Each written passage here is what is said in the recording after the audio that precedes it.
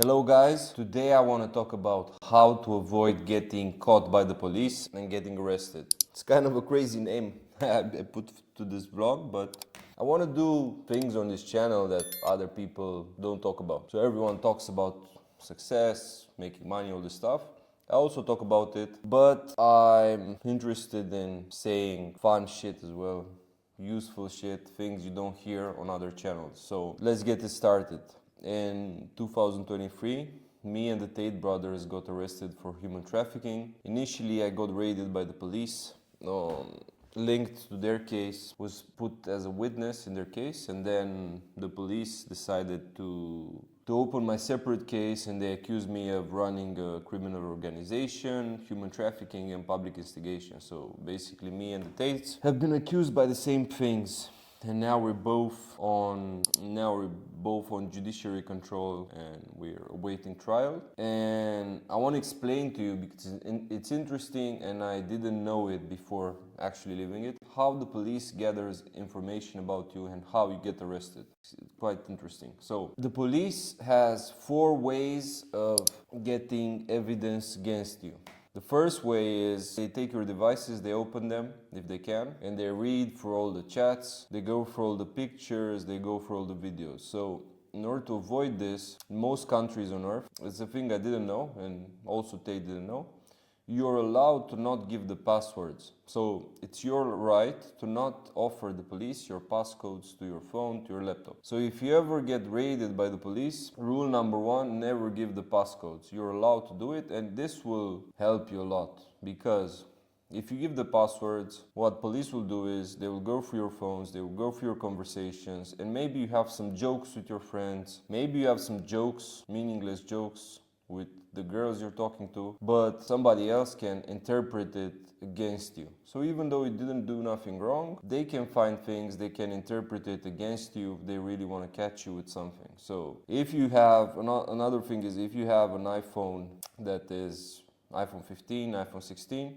they cannot break it. So they don't have the software, and Apple won't give them access to your phone unless you give the code. So put strong codes, not 000, and don't give police the codes to your phone, because it's your right. There's nothing illegal. The second way in which police gathers information about you, and I learned this the hard way, is by putting microphones in your cars or even in your house. So in my case, it's actually a funny story. I was with my friend, he was driving. I don't have a driver's license, and always have somebody who drives my car. So me and my friend went to the gym one day in 2023. It was maybe April or March, and the police stops us. Police stops us and tells us a story that seemed very true. So the police told us, look guys, the model of your car, we received some phone calls, we had some stolen cars from Ukraine, we have to see if it's your car, if your car was also stolen and then you bought it from somebody who stole it, some bullshit like this, but they had some papers, they had a very good story. So what they did was, they took us to a police station, and they put some people to check if the car was stolen, some bullshit like this. So we waited for like 45 minutes, 1 hour. They were saying, the police guys saying, no, we're checking here in these programs we have, blah, blah, blah. This is when they put microphones in our car. The thing is, we didn't speak nothing illegal. We believe, both me, the guys from my case, and Tate, the people from his case, co-defendants, we believe were innocent. In my case, we didn't speak nothing illegal in the car, but it's the same thing. You speak for months in a car, even the jokes you say can be interpreted against you. And you have to take into consideration that in the legal system, the judges are women, are people in their 40s, 50s. When they hear some jokes, and when some prosecutor writes there an explanation, some story, the judge might believe it.